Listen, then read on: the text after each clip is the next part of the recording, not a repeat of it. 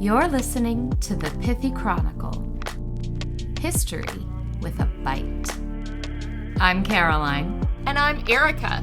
And we bring you history's dirtiest deeds, dripping with sarcasm. Are you hungry yet? Hey there, Pithy listeners, and welcome to our first ever Spooktacular.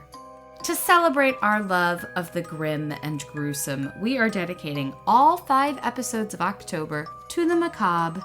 You're welcome! Before we plunge into the deepest dark depths of history's most terrifying tales, we have a message from one of our patrons. With a correction. Yes. And we love these because, we're human. We get things wrong. And listen, this listener, Lauren, thank you so much for reaching out. She came prepared with the details.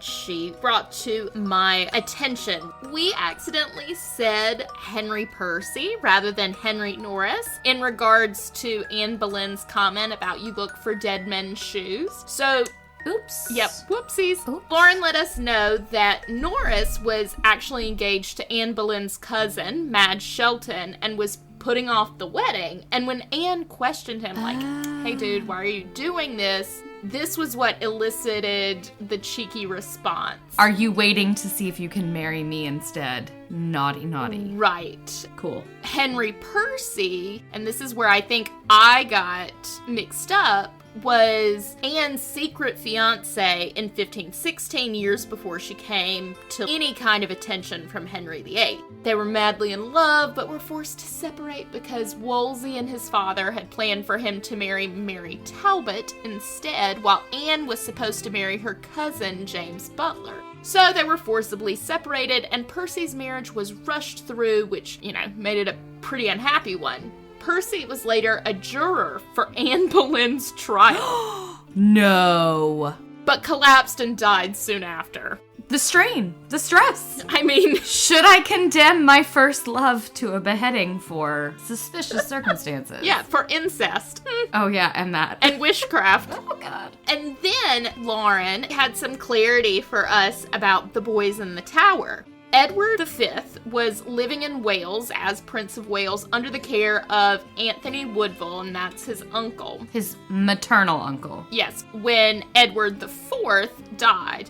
He was taken into custody by his uncle, paternal Richard, while traveling to London for his coronation. There was some debate about how many people would travel with him. Everyone was a little on edge about what would happen in terms of who was controlling this child. Would it be the maternal uncle or the paternal uncle? And rightly so, it seems. Richard, of course, has Anthony Woodville killed. Bye-bye. Bye. Trumped up charges. And Elizabeth now didn't trust Richard even more, especially after... Because he killed her brother. Exactly. Along with a ton of other people. So she took all of her children into sanctuary at Westminster Abbey. Richard, the Duke of York, was with her for a few weeks. That's her son, Richard, not Uncle Richard. Prince number 2. Until he was taken forcibly to the Tower to join his brother for his coronation, which was still being planned. And that's not totally unheard of because monarchs usually do stay at the Tower of London before their coronation. But it was only after this that Richard declared Edward IV's children illegitimate, took the crown for himself, taking over the coronation organized for Edward V. The brothers were seen around the tower from time to time until they were withdrawn deeper into the tower and never seen again. Deeper into the tower. I've been there. There's just not, it's not that deep. Is it not that deep? I guess that means dungeons. That's how I'm reading deeper into the tower. They went from one of the rooms with a window to one of the rooms without a window. So those are our corrections from our patron on Patreon. Thank you, Lauren. We really love the corrections. We've received a couple. We're human. We make mistakes. Feel free to fact check us. It's kind of fun. Although I love it. I love knowing more. This episode, fact checking will be slightly harder. Because we've got a lot of contradicting opinions and facts. Contradicting facts. Unusual. Love it. So to start us off, we are plunging into the darkness of Castle Cheta's crypt. And where exactly is that? Near, and I'm going to butcher this, so please be generous and kind with my Hungarian pronunciation because, well, I don't speak Hungarian. What? I know. It's near present-day Nové Mesto nad Volham and Trenčín in Slovakia. All right, so I have never heard of that other than, Slovakia. But why are we going there? Tell me more. We are going to learn about the most prolific serial killer in history, Elizabeth Báthory. Oh, I've definitely heard of her. She's notorious, infamous, all of the great things. I feel like I remember a bathtub of blood. And we're going to talk about it. Yes. The future Countess Elizabeth Báthory Béched was born in 1560 on her family's estate in Nyírbátor, part of Royal Hungary. Is Royal Hungary the same as Hungary as we know it today? Great question. No. Royal Hungary, or the Kingdom of Hungary, existed from 1526 to 1867. It wasn't part of the Holy Roman Empire, but it was part of the Habsburg family lands, or at least parts of it were part of the family lands. And so eventually it did become part of the Austrian Empire in 1804. It's south of Poland, east of the Holy Roman Empire, and west of Transylvania, which was at the time part of the Ottoman Empire. And there will be maps in the show notes because I know that's confusing. Yeah, I definitely need to be more oriented than that. So how is that compared to modern day Hungary? It's roughly in the same area, but that's a pretty vast simplification. It's slightly smaller and slightly more to the east. To my father's deep shame, I am not a geography expert, especially 16th century geography. How dare you? I know, it's unbelievable. But that's not the important part.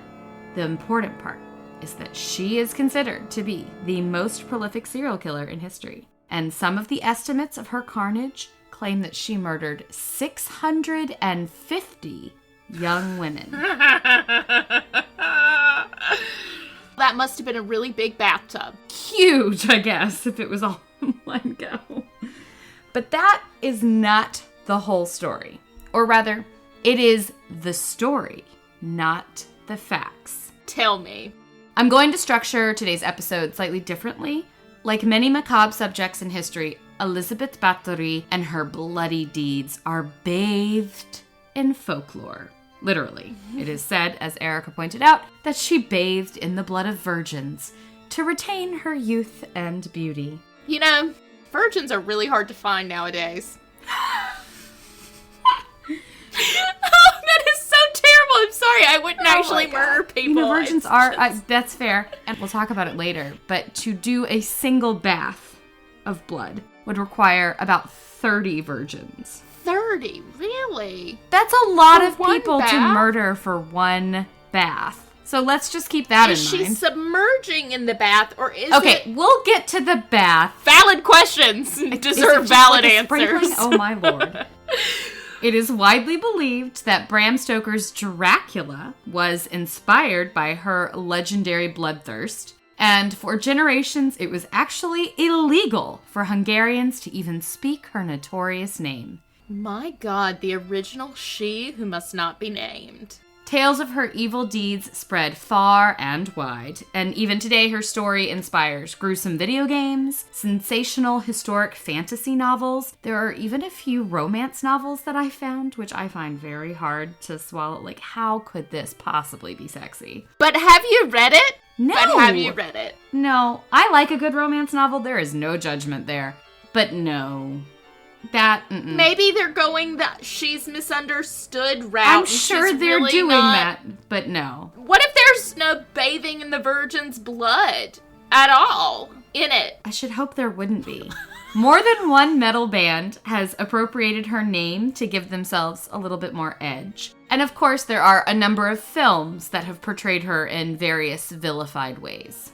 But And this is a really, really big but. I like big butts and I cannot lie. But is it true? After more than 4 centuries of censure and slander, new evidence, or perhaps I should say, old ignored evidence, has come to light. See, there could be a romance novel in here. Okay, you're just hating on it. I am hating on it. There's no question. There are now more than a few historians who argue that she was falsely accused, slandered in life and in death. Slander is not good. Don't do it, kids. But it makes a really good story. Does make for an interesting tale. It's a better story, probably. But why? Why do we hate her so much? Is it because she's a her? Is it because she was rich or beautiful? Tell me, why do we hate her? Well, we don't hate her. Why? You're not going to read her romance novel. You hate her. I'm not going to read her.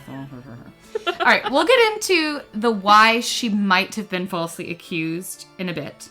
I just want to tell you her story as it has been told since her imprisonment and death. Partly because it's a lot of fun. And partly to show our listeners what she's up against, what these historians 400 years later are trying to change, or at least pump the brakes. Then I'll give you the details, address all of the errors or exaggerations, and then give a few alternate points of view. In the end, we, you and I, Erica, get to decide. The chronicler court is now in session. Was Elizabeth Báthory truly a psychotic killer who murdered nearly 700 girls for her own sadistic pleasure? Or was she the victim of a political conspiracy with her name and reputation dragged through the mud, forever stained? Are you ready? I'm just really excited to be a judge in this case. Dream come true. Here is the infamous story of Elizabeth Báthory. Born in 1560 on her family's vast estate within royal Hungary, Elizabeth was a part of the ancient and noble Báthory family. Her parents, Georgi and Anna, were very close relatives. Like, very, very close. Like, how close? It is said that Báthorys, to keep their bloodline pure, so many Harry Potter references here, married each other. And Game of Thrones, House of the Dragon. Are these people Targaryen close? I think they are Targaryen close. I think that's a great way to describe it. Okay. So, marrying each other often led to mental illness and other genetic disorders within her family. Her uncle, for instance, Stephen, the future King of Poland, Grand Duke of Lithuania, and Prince of Transylvania, was severely epileptic. But that was okay because his brothers were well-known tyrants and criminals who went off the deep end. Stephen's father, Elizabeth's grandfather, was considered crazy because evidently he liked to take sleigh rides in the middle of summer. Why did the sleigh rides make him crazy? Because there was no snow. Did he think there was snow, or does he just prefer a sleigh to a carriage? No, he thought it was snowing. It's a beautiful day for a snowy sleigh ride. And It was 85 degrees outside. Well, now that's a different story, but let's be honest. Sometimes I think a nice sleigh might be better than a carriage. But anyway, let me just get this straight. Instead of the Habsburg jaw, this family had Báthory mania or something akin to something like that, yeah. Instead of being weird looking, they were just mentally unstable. Had some mental illnesses. Big ones. Every member of her family was important.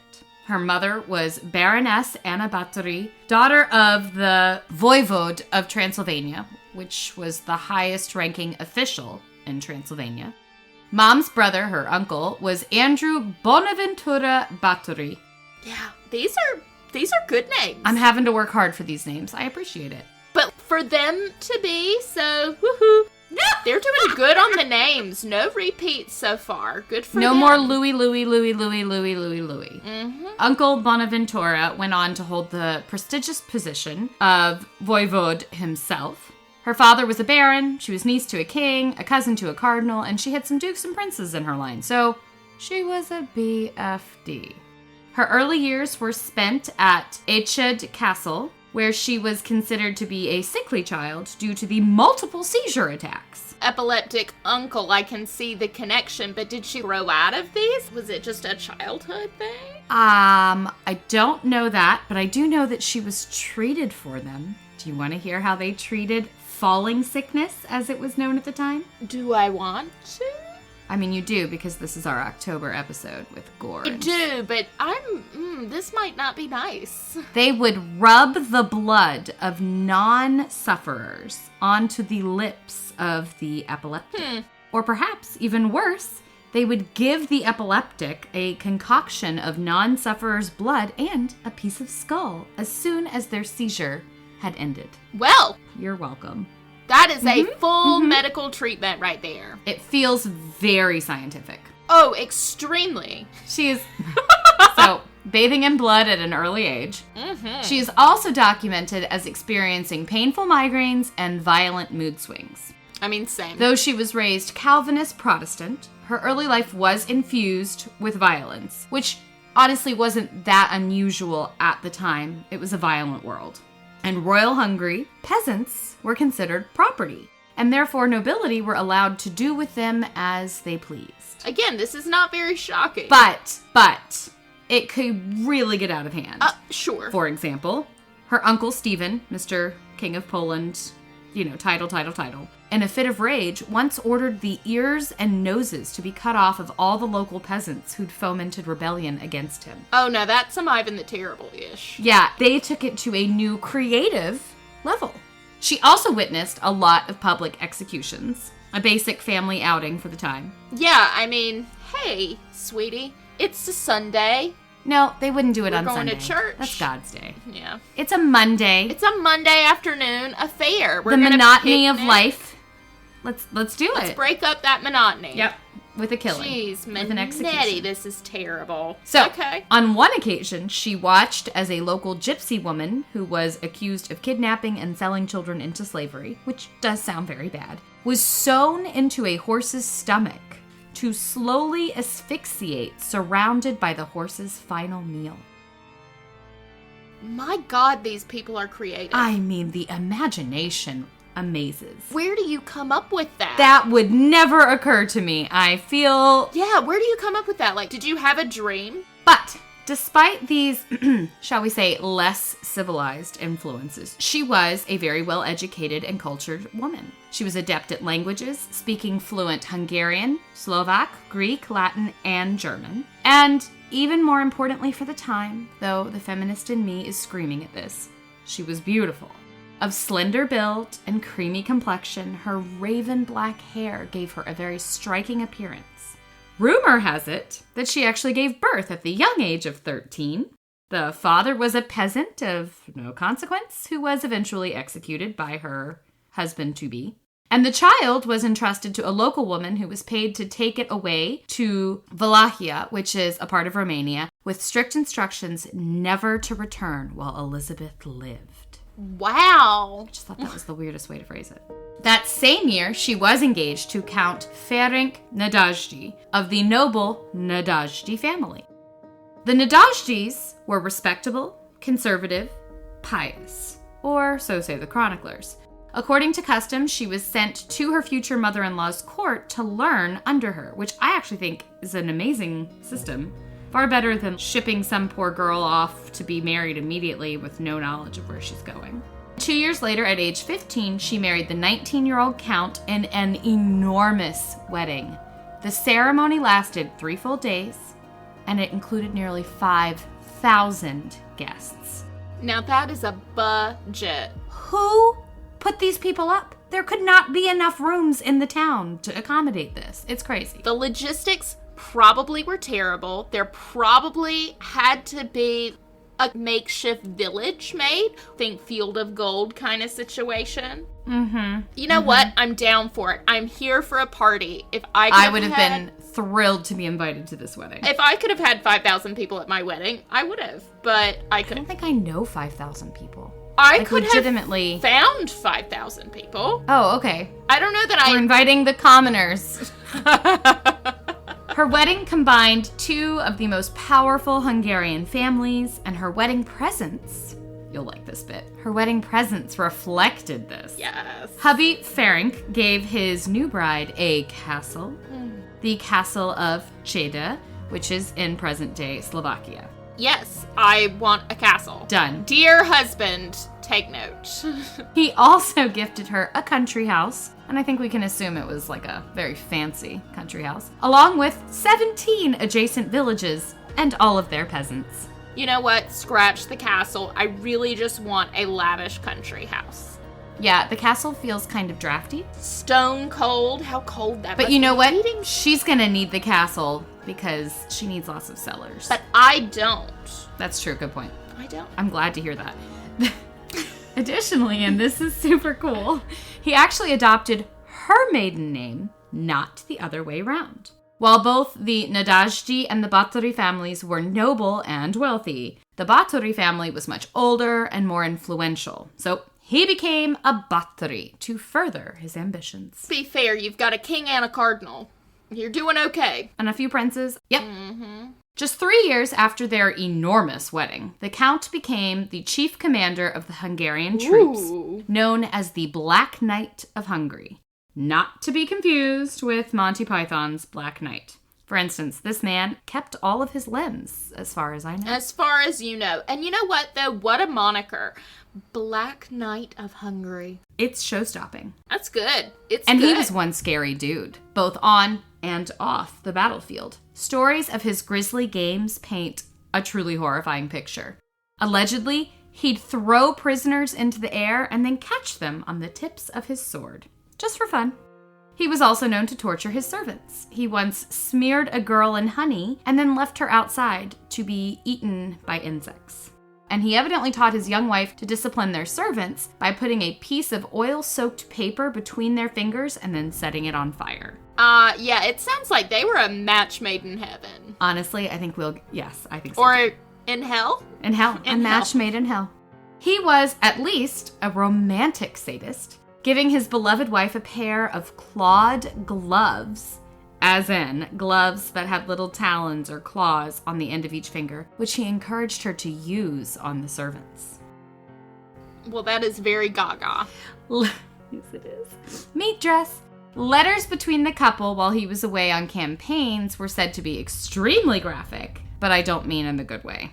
See, the romance novel would have been great here. Allegedly, she begged him for descriptions of his latest torture techniques, and then reading them, it was said, gave her great pleasure. Yeah, okay. Torture foreplay does not equal sexy time for me. It's gonna be in... See, you can see why I don't want to read that book. No.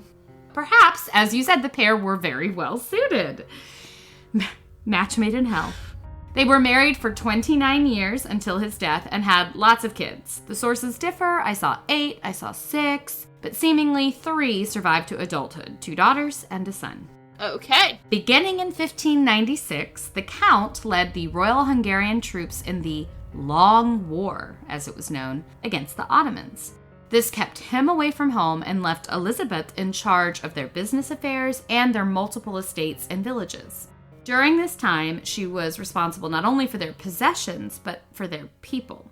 Their vast estates were along a direct route from the Ottoman Empire to Vienna, and thus they were in great jeopardy, and they did have quite a few battles that would come into their areas. During the Long War, Elizabeth did all that she could to prevent the plundering of their villages. She provided medical care for those in need, and she intervened on behalf of her destitute subjects when she could. In one documented instance, Elizabeth actually advocated for a woman whose husband was captured by the Ottomans and whose daughter was raped and impregnated by that same invading force. Well, that sounds like a rather nice thing to do. It does, doesn't it? So we'll get there.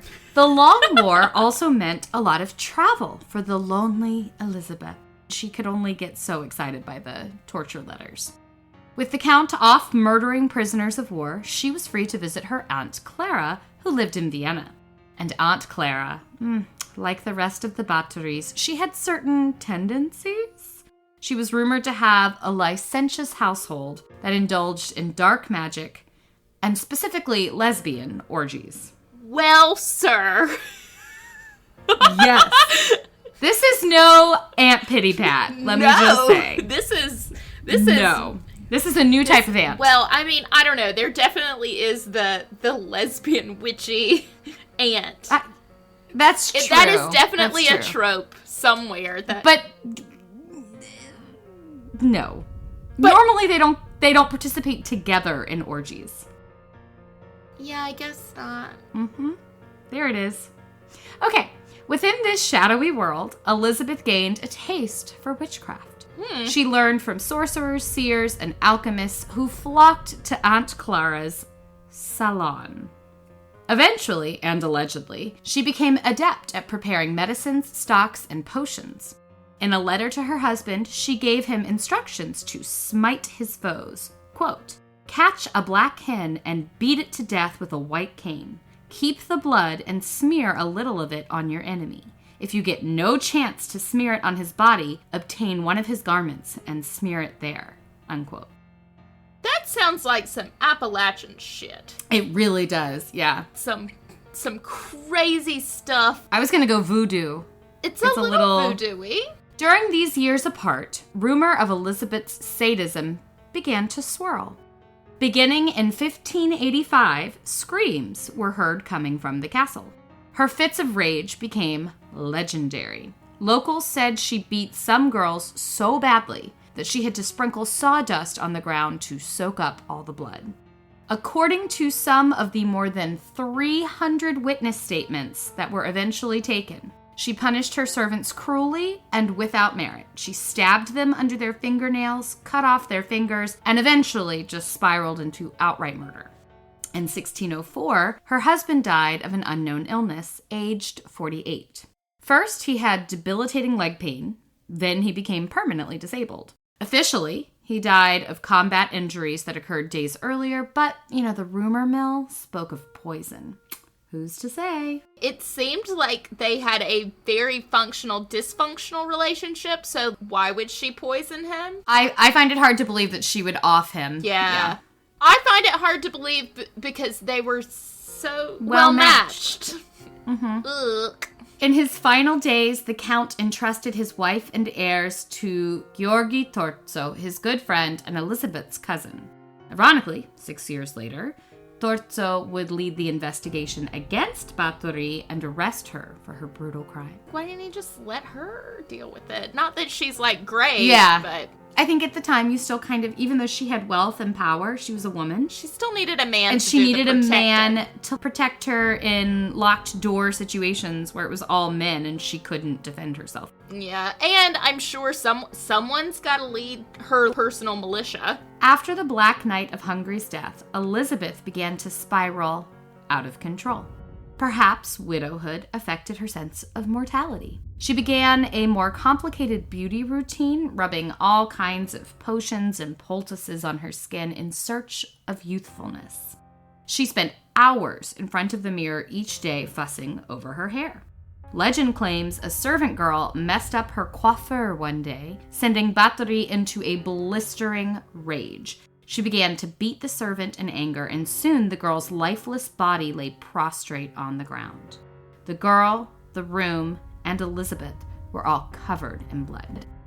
Elizabeth, after washing away the incriminating evidence, remarked that her skin felt smoother and softer, and she began to wonder if blood, specifically virginal blood, could be the elixir of life, or at least the elixir of youth. From this point on, her sadistic pleasure was amplified by the aesthetic pleasures of bathing in blood. So I can understand, one or two girls going missing, no one notices, but with 700, allegedly, Yeah, one would think. And according to some of the 300-plus witness accounts, people did. She began her reign of terror on servant girls, who literally belonged to her. Her household traveled between her many estates, and with each new location, she would take on extra female servants. And remember, property. So I guess even if they did go missing, there wasn't much that could be done about it. But locals did begin to comment on the disappearances, and when that would happen, Báthory's entire household would just pick up and move to another estate and begin the whole thing again. And of course, she didn't do this alone. You can't get rid of that many bodies. According to the trial, she had a number of accomplices. Why would anyone assist her in this outside of just having to? Were these willing accomplices or unwilling accomplices? They were willing and like-minded. Okay, that was not the answer I was thinking of.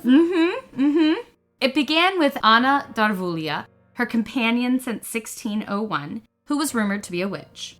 She was said to favor 500 strokes of the whip as her torture of choice. She was described by locals as, quote, a wild beast in a female body. And she was rumored to be Elizabeth's lover. Thank you, Aunt Clara. Thank you, Aunt Clara. She was described by other members of the staff as a heavy supporter of Báthory's sadistic streak and supposedly encouraged her to become even crueler, if that's possible. Ilona Yo was a nurse to Elizabeth's children, and allegedly she was the one entrusted to recruit new victims. Anywhere they went, she would immediately go out looking for girls that they could torture and would help find a place to keep them. Dorka was another accomplice, and evidently she liked to cut off the girls' fingers with scissors. And then there's Jan Ushvari, nicknamed Fico, and he was described by trial records as, quote, an ugly dwarf. And he was essentially responsible for hiding the corpses. How is he disposing of the bodies? Well, they used the cellars of the castle. I think he's pulling them, and then he would clean up the mess. And then supposedly there was a special carriage that the whole village knew, and that was the murder carriage carrying the bodies. At some point, there became so many that they would throw them into the dry moat and then put hungry dogs in there to eat them. And then, of course, some bodies were just left out in the open. Well, okay then. Yeah. As you might have thought, and as you said, people did start to take notice. As early as 1602, a priest and scholar publicly demanded an investigation and wrote to the still alive count begging him to stop his wife's cruelty. Probably fell on deaf ears for that one, though.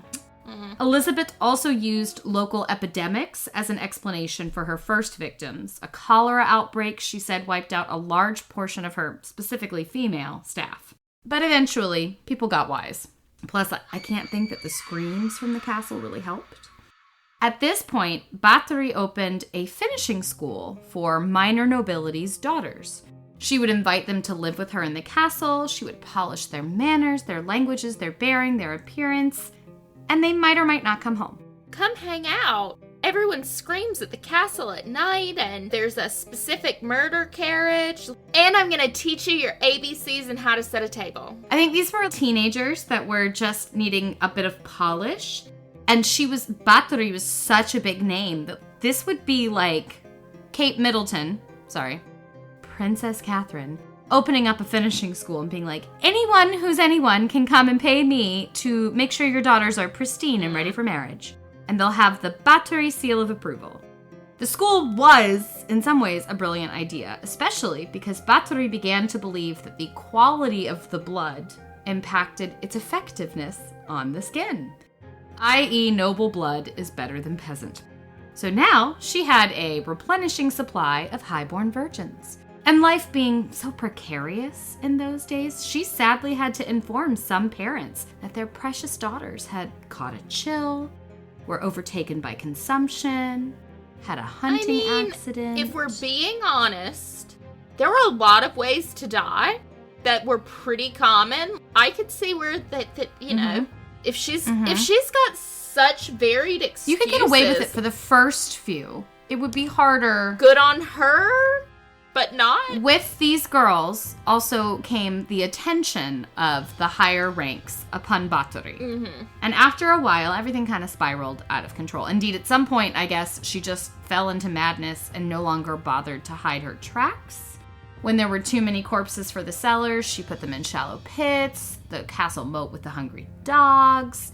So it became like a little production line, or reduction line. It was very structured. By 1610, the Hungarian king, Matthias II, had received 12 different complaints about her murderous tendencies. Only 12? That's my question. Just 12? There weren't 100 or so? The Habsburg king had no choice. He assigned Gheorghe Thurzo, the man who swore to protect her upon her husband's death, to investigate. Thurzo was the Palatine, or the highest-ranking official in Hungary at the time. Well, he obviously didn't do a very good job of protecting her or protecting the interests we're of gonna the get family. There. Don't make assumptions. You know what they say. I do. Within a few months, Thurzo had collected 52 witness statements and as much evidence as he could find. At first, his investigation was a secret. Witnesses spoke of torture, murder, and cannibalism, but none of them had actually seen it with their own eyes. 3 pastors reported discovering bodies in tunnels that connected the castle to the church, but again, no eyewitnesses. In December of 1610, Thurzo made an unannounced visit, catching the Countess red-handed mid-torture. He then ordered the castle to be searched, and while Elizabeth watched, body after body after body was brought from the cellars and placed in front of her. One young lady was actually still alive, though severely beaten. "Who did hurt you?" Thurzo asked, and she responded, quote, "A woman tore me with tongs, and the lady widow beat me with hand." Elizabeth, faced with such overwhelming evidence, claimed that it was all her servants doing. Quote, "I let them do it because even I was afraid of them." Yeah, well, once again, the servants are the scapegoats. Although in this case, not so much, it didn't really work. After the search was complete, Thurzo's investigation found more than 50 corpses within the castle. The Countess and her accomplices were now questioned. Unsurprisingly, the servants questioned under torture all confessed. Shocking. They blamed each other, the Countess, and a lot of them blamed the now deceased Anna Darvulia. Fico, the dwarf, testified that she'd always been cruel to her servants while the Count was alive, but after his death, she'd started to murder just for the fun of it. He claimed, again under torture, that she personally had killed 37 girls. The others stated numbers somewhere between 36 and 50 victims. Well, that is a far cry from 650. It's still a big deal. Potatoes, but it's not 650. Evidently, a later witness was found during a re-investigation, and she claimed to have seen a private book kept by Báthory that recorded every single murder and listed exactly 650 of them. How devil's book of her. Mm-hmm. But was it ever produced? We're gonna get there. Okay, fine. We are doing the story first. Okay. And the fact check second. Okay. Just days later, a 14-member court met and delivered a decisive verdict. They charged Elizabeth with criminal offenses. Evidently, one local pastor also pushed her to be charged with witchcraft, but that was ignored. In fact, Elizabeth, while charged, was never tried. Instead, her sons-in-law met with Thurzo and convinced him not to convict her. If she was found guilty, her familial lands would be confiscated by the crown. So instead, they were like, please don't take away all of our money and wealth and land. We'll send her to a nunnery. But for some reason, no nunnery would take her. Oh my God. But why? Can you believe? Confused. Shock. But Thurzo decided to avoid the actual trial. Probably a bribe. No one really knows why exactly he didn't do it. Instead, Elizabeth was put under house arrest within the Castle Ceda, and that was actually her wedding present from the Count. Her accomplices, however, were not so lucky. They were charged with vampirism, sorcery, and pagan rituals. Wow. And they were tried. One minor accomplice with no evidence against her was imprisoned for life, but Fico, Ilonio, and Dorca were all sentenced to death. The dwarf Fico, due to his young age, was granted the mercy of a beheading before having his lifeless body placed on the pyre and burned alongside the very much alive Ilonio and Dorca. Wow. Witchcraft. Yeah, that's true. Burnings. Yeah. So now Elizabeth was alone.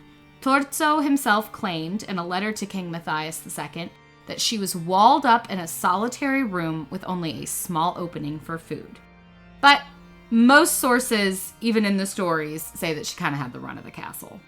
The Countess never admitted her guilt. She protested the verdict many times, writing to King Matthias asking for an acquittal. and eventually the king did request a re-examination.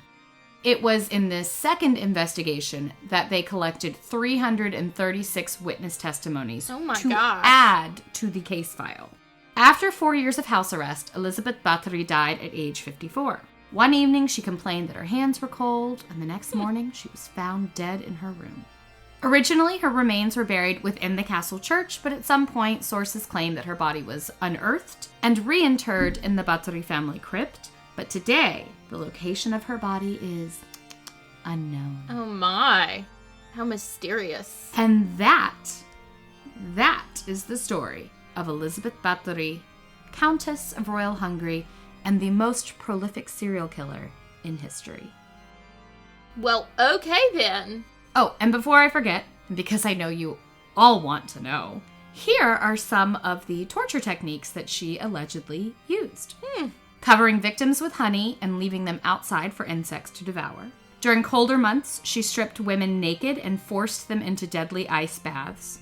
Driving needles into their fingers, cutting off noses or lips, whipping with stinging nettles, biting their shoulders and breasts, burning their flesh, including their genitals, pouring cold water over the girls and leaving them to freeze to death outside, depriving the girls of food and sleep for weeks at a time, tying them up outdoors just to see what happens, mutilating their genitals with hot pokers and knives, pulling their mouths apart with her bare hands, very Joker-esque, biting off chunks of their flesh, forcing the girls to do this to each other. So some of the torture was forcing other girls to torture the remaining ones. Stitching seamstresses' mouths closed if she didn't like a new dress, and suspending victims in a swinging iron maiden that would slowly puncture them to death, with blood raining down on her. Wow. Wow. Are these all in the witness statements? Mm-hmm. Oh, dear. Okay. But, as I said, this is her story. Fact is often far less exciting than fiction. But I don't know how you come back from that. Yeah, no. Within the last decade, there have been a number of persuasive historians who have begun to re-examine Báthory's life and alleged crimes. And they claim that the entire thing was just that, fiction, an elaborate spectacle to destroy her influence and steal her land. And damn, was it elaborate. I mean, yeah, that is a very thorough story. Like, I might find a slightly less ridiculous one, but here we go. Yeah, I need to know how this... Let's talk politics. Yes. It turns out that Elizabeth Báthory's arrest and the confiscation of her lands and titles benefited a number of very high-ranking officials, including Hungarian King Matthias II. Royal Hungary was a country divided into 3 at this time. The western bit was ruled by the Habsburgs and Vienna. The central bit was part of the Ottoman Empire. And the eastern part belonged to the Duchy of Transylvania. In fact, her uncle, the future king of Poland, Stephen, Mr. Cut-Off Noses and Ears, was Prince of Transylvania. But in 1602, Transylvania fell to the Habsburgs. However, in 1604, there was an uprising and the Habsburgs were pushed out, losing much of their power and influence in the area. In 1606, a peace was concluded in which Vienna, i.e. the Habsburgs, had to accept some very harsh conditions. And in 1608, Gabriel Báthory, an obvious relation, was made Prince of Transylvania. Gabriel was a problem for Vienna because he wanted to reunite the entire Kingdom of Hungary, force out the encroaching Habsburgs and Ottomans, and then return Hungary to its former independent glory.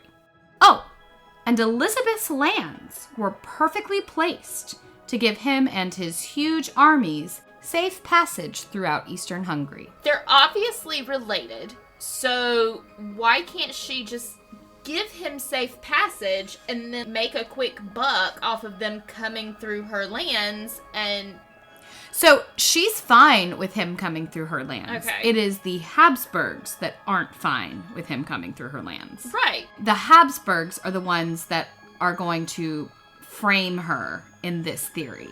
Got it. Okay. Yeah. Báthory's family had massive influence due to their extreme wealth and huge landholdings. Her son was now the official head of the family, but Báthory still legally possessed all of these lands. The Habsburg Empire, next door neighbors to the west, and the family of King Matthias of Hungary were very threatened by this large looming Báthory shadow. Royal Hungary was in turmoil during this period. Religious and political conflict were rampant. The long war with the Ottomans had cost the kingdom dearly. Protestantism was spreading. And the Habsburgs were desperate to expand further into Hungary and kind of secure their chokehold. Plus, and this one feels big, plus King Matthias II personally owed an enormous debt to Elizabeth, which was canceled directly after her arrest. That's sus. It feels just sus. Very convenient. Yeah. Today, there is a growing belief that Elizabeth Báthory was a wealthy widow with no husband to defend her, whose interest in medicine and her school for girls provided the government the perfect opportunity to invent over-the-top rumors, beginning a conspiracy theory that ended with her wrongful imprisonment and eventual death. Okay, but all the witness statements, number one, and it seems like the easier thing to do would be to just poison her. Like, oops. No, because when she dies, the lands will go to her family. So if she is convicted of a crime, the state, the court gets to take her lands and money. That's the big deal. It's not just that she has to be gotten out of the way. It's that they want all of their stuff. And if she's convicted while she's still alive, the monarchy or the Kingdom of Hungary gets to confiscate all of her lands. It still feels like there's a lot of smoke and there's fire. Let's explore the smoke. Let's look at this evidence. First, rumors of her alleged torture did not begin until after her very influential husband's death. So right off the bat, it's a little suspicious. I will, however, point out that there was that priest in 1602 that asked the count to control his wife's violence against her servants. Well, and the letters. But were they real letters? Do we not have... No. Do we not have copies? We have what people say the letters said. But not the OG letters. But not the OG. Okay. No, for some reason, they didn't keep that incriminating evidence around. Let's go back to her early biography and try to separate fact from fiction. She was born to two very influential parents whose families were both of the Báthory line. However, her parents were not an incestuous marriage, as the story goes. They were actually separated by 7 generations, meaning their shared ancestor lived more than 200 years prior. And that is more than the 6 degrees of separation required by the Catholic Church. Yep. So yeah, okay. Peasants were by law the property of the nobles, and so she did likely witness a lot of violence against the peasant class and servants. But the whole gypsy sewn into a horse's stomach thing is not true. Thank God. Mostly because the gypsy's life was worth less than the horse. Yeah. So they probably wouldn't have bothered. But it was, however, a legit punishment of the time, and it was reserved for the robbery band chieftains. She might have seen it, it just wasn't a gypsy woman. Did she have a love child at 13? No, almost definitely not. There would be no way to keep that quiet and out of the ears of her betrothed's family. Why would they? I mean, I guess she was pretty influential, but that's a big one. You don't just come back from a love child. You don't, especially at 13. All of this information was brought up after her death, so it was likely just adding kindling to the fire. Her wedding was magnificent. I'm so glad that's true. And she did marry into another influential family. They did seem happy, and he was the leading Hungarian military figure. But did she visit her licentious Aunt Clara in Vienna while he was away, studying dark arts and making chicken sacrifices? Probs not. This was all added after her death to make the story more exciting. Well, it was an exciting portion. It was. But she did fight for women and girls among her people. She took her responsibility to the peasants very seriously. She gave aid during the difficult years of the Long War, and she established available health care where she could. She herself became adept at preparing medicines. She studied herbs, and she did play around with alchemy, but both of those were very traditional female interests of the time. In 1601, she invited the notorious Anna Darvolia to join her household. While Anna was later pinpointed as a witch, accomplice, and even an instigator, she was actually a midwife and surgeon from Vienna. Wow. Every noblewoman who attended Báthory school was trained in anatomy and learned healing techniques taught by Anna. Because at the time, that would have been very important in the castle or in a village to have a noblewoman, specifically because she had the time, to help people in need. But also probably not common, though. It was not common. That's right. And Anna was from Vienna, which was a slightly different culture. So some of her techniques, some of the things she did would have been very confusing to perhaps the Hungarian culture. They weren't accustomed to how she treated certain illnesses. It's no smearing of blood and skull powder. It's not. And that, I think, actually did happen. So. Yeah. Anna showed them how to do minor surgeries, including cutting out tumors and birthmarks, how to bloodlet, which we now know is bad, but back then, and how to burn wounds with hot irons to prevent infection. And all these actions, cutting, burning, bloodletting, when taken out of context, can easily be called torture. For example, it was said that the Countess would both freeze and scald her victims by putting them out in the cold or by boiling them. But actually, Anna treated fevers by alternating hot and cold baths, which is still something that we do today. If our child has a fever, we'll put him in a bath to help bring it down. As for the deaths, there were a number of well-documented epidemics during this time and in this area, both plague and typhus. In fact, there was a recorded outbreak just a week before her arrest in which she lost, according to official records, 8 girls in her care. And some historians have postured that this gave Torzo the excuse he needed to arrest her. Bathing in blood, the one story that has stuck with her the most, is almost certainly false. I did a little research, and as I said, it would take more than 30 victims to fill a single bathtub. So even if she killed 650 women, it would only give her 21 baths. Just saying, it's just not that many. So it would take a literal bloodbath just to fill one bloodbath. Yep. The story appeared in print for the first time in 1729, 119 years after her arrest and imprisonment. It was written by a Jesuit scholar. Then in 1817, so 207 years after her arrest, the original witness accounts from her investigation surfaced. They make no mention of bloodbaths. They also make it clear that the so-called witness accounts were actually more like rumors. Of the 289 found witness statements, 250 were just pure hearsay or worse. And of the 39 legitimate statements, most contradicted each other. The only government official who was supposedly shown this extensive list of the victims never testified, nor was any such list put into evidence. Many of the witnesses were beholden to Torzo, the former friend and current cousin who was overseeing the investigation, on the orders of the indebted King Matthias II. The servants who confessed all did so under torture. And finally, Torzo's account of catching her in the act was later revealed to be entirely false. He wrote it in a letter to his wife, and he lied. In actual fact, he arrived at the castle to find her in the middle of dinner. Nor did he find a beaten girl who accused the Countess of torture. Instead, he found a young woman who had been attacked by a wild animal the day before and was now staying in the castle while the Countess and her noble wards treated her wounds. The patient actually survived the encounter, thanks in large part to Báthory's ministrations, and yet she was never asked to testify or even interviewed. Holy cow! Oh my gosh! Yep.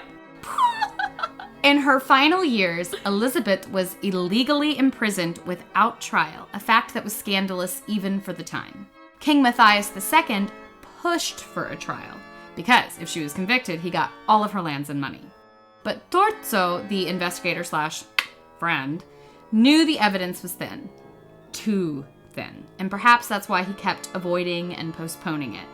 Some historians have theorized that Turzo may have murdered Elizabeth while she was under house arrest to avoid it ever going to trial, because it would have become quite clear that much of this was fiction.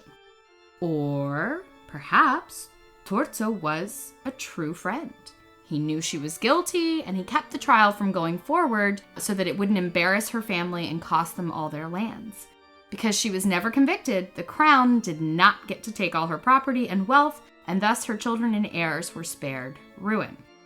Turzo is known to have met with her son-in-laws, I should say, just before her arrest. Were they conspiring to get rid of the old woman and take all their things, maybe giving Turzo a bribe? Were they negotiating on her behalf, asking Turzo to avoid trial and perhaps again giving him a bribe? Or was Turzo being an honorable protector and making sure she was never convicted while protecting her family and their reputation and costing the king millions? I have so many feelings about this. Oh my god, I don't even know where to start. Well, that's the question. Did she do it? Was Elizabeth Báthory a serial killer? Did she kill a few? Was she just kind of like violent towards her servants and maybe had one or two oopsie daisies? Did she kill them all, or was the whole thing a frame job? Oh my god, I don't know. I really thought, oh, I'm gonna be able to figure this out. I listen to a lot of true crime podcasts. I'm basically a detective. Totally, and a lawyer. I am very conflicted. It is my personal opinion, after doing all the research, that she was probably a very physical mistress with her servants, and that she did take things too far.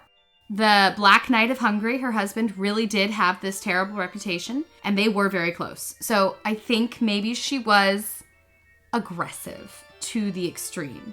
And I don't think she valued peasants' lives, or maybe servants' lives, in the way that we would now. But I don't think she just murdered for fun. My guess is... she had some oopsie daisies? She had some oopsie daisies, or maybe not even that, but people just were like, you don't want to work for her, she's a bitch. And then the medical stuff, because it was from a different culture, it was unexpected. I mean, they are burning and cutting. It just got misinterpreted. And of course, if you are cutting out tumors, you might lose a few along the way. Mm-hmm. Not all of them are going to survive 16th century medical techniques, no matter how advanced. Too often, I think that in marriages, we conflate husband and wife. Mm-hmm. I could see where his reputation became hers, regardless of whether or not it was true. Mm-hmm. I like that, yeah. But I think most of it was a frame job, because no one could kill 650 people without getting caught, especially if you're just throwing bodies in a moat and starving dogs. You go the logical way, and I'm over here trying to be philosophical and be like, who in the 17th century wants to be indebted to a woman at that point as a king? Who wants one person, one widowed woman, standing in the way of unification and conquering? Nobody. Yeah. Nobody then. Yeah, no. She was a huge problem for the Habsburgs, financially and politically. And so it makes sense. Mm-hmm. I like to think that maybe Turzo was trying to protect her, so he wrote these outlandish things to the king, and then he was like, all right, lady, this is not going to go well for you. But if you just hang out in this castle, I'll just keep you here. I'm so sorry about this, but that way your family gets to keep their lands. She actually made a will that gave it all to them. And he was like, I'll keep it from going to trial by making it so ridiculous. And then he kind of wanted to let it lie. And King Matthias II was like, no, seriously, we need this trial. Keep going. And so my question is, did Turzo murder her so that she would die before the trial so that the family would be saved? I think yes. Okay. I don't think Turzo had her best interest at heart at all. Period. Yeah, I'm sorry. He could have found another way. I think he was getting money from both sides, and he wanted to keep it that way. And I definitely think he killed her. You don't just be like, my hands are cold, and then drop dead. I think the guard supposedly said something like, you'll be fine. You don't. Go to bed. Yeah, Yeah. But I do think all of her medical study, 100%. That's why everyone was freaked out by her. Yep, like witches. Yeah, if you're cutting a tumor out, like you said, you're not going to keep everybody. With no anesthetic, you would hear screams. You would. Especially if you're cauterizing a wound, for God's sake. You would have some oopsie daisies. Good Lord, that would hurt. All right, so final verdict. Erica, guilty or not guilty? Oh, gosh. I think there is reasonable doubt. And so I'm going to have to say not guilty. I can't convict her, knowing there's so much hearsay and circumstantial evidence and very little physical or concrete evidence and no motive. Yes. There's a lot of motive in this story, but none of it's from her. I agree. I have to concur. I think that she was wrongfully accused, or at least things were severely exaggerated. I think she was a good person, though. No, I would agree. Like, I can see that maybe she did murder a servant or two in rage. But that's not the same thing as being a serial killer. It's not good. I want to clarify. Bad. Bad, bad, bad. But not the same. But not 650 people mass murder. No. And that, my friends, is that. We hope you have enjoyed our first ever spooktacular episode. Tune in next Monday for another terrifying historical tale, the Salem Witch Trials. Speaking of suspicious women doing suspicious things. Till then, we're on Facebook, Instagram, and TikTok. And don't forget Patreon. Yes, and we have merch. Absolutely, which you can find on our website. Please visit us at thepithychronicle.com to view our show notes, shop for our very, very cool merch, and find our children's series, Once Upon a History. I'm Caroline. And I'm Erica, and we are Pithily Yours.